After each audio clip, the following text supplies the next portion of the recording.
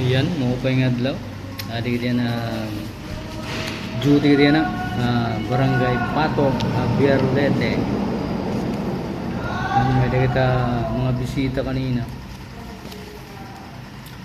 Ano sa natin yung bisita from PSA. Ayan. Mag-announce ka? Yung na? Ano natin bisita kanina siya. May kanan PSA nagkandakan 2026 January Labor Force Survey. Yan.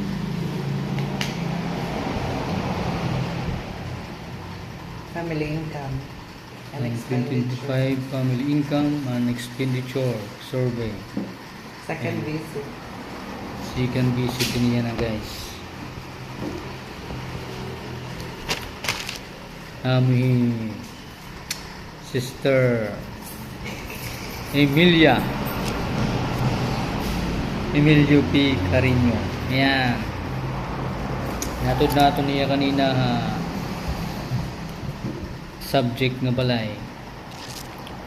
Subject. Ayan. Karaglo. Radlog na ako. Adi yan ti mapalakaon. Nga nanikaduha naton mga bisita, mga taga MDRRMO. Guys, nag-distribute kanina ang mga non-food pack items. Ayan. Ayan. Ito na lang alay. Ang DRM. Pinangunahan ni Ma'am Maria Eugenie Paran. Yan. Pobo na niya mga staff ni Crescencio Jordan. Yan. Sir Henry Distrajo, Sir Franz Oliver Mabanto, Imam Himabel Manto, and Sir Danilo Bibero. Yan, nira kanina nadili yung distribute ng non-food packs items. Siyempre, today ko tanatong mahal nga mayor, tanatong dynamic active na mayor, ni Mayor Michael Dragon Javier. Yan. Kaya daw kita didi bato kupat nga beneficiaries sa totally damaged sa Nirabalay ang Bagyong Tino. Yan. Mga karawatiran mga items na tubig. Yan. May kuwan ng solar. Yan. May personal hygiene ng mga gamit. May taklap, may malong, may da stove, buwang stove. Ano ba ito ya? Ang kanan ko ang lahi, bagay bubutang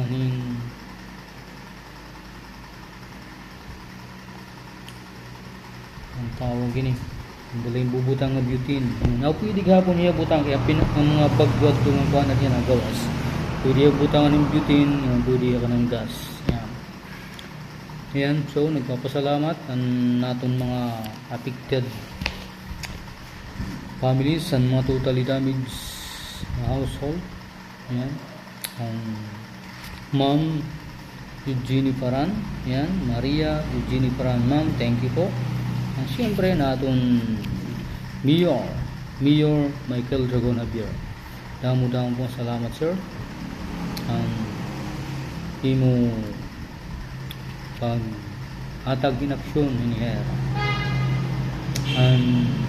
Hoping na po na ang mga matanan na po gapon matagan para gapon malipay mga totally and partially damaged na affected ini nga Bagyong Tino.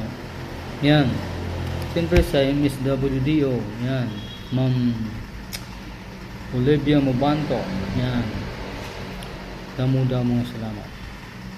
Okay guys, nga katimhin ni mapursid gyapon kita iba na nga household na iubdan ta paghapon ni atong PSA personnel para tiyak patuloy nga pag-survey. Yan. Okay guys, this is Ray Ignacio. Ano yung kong ubus na lingkod? Ang duty na di Barangay Bato, Javier Leyte. Ito po, magandang araw po. May God bless us all. See you.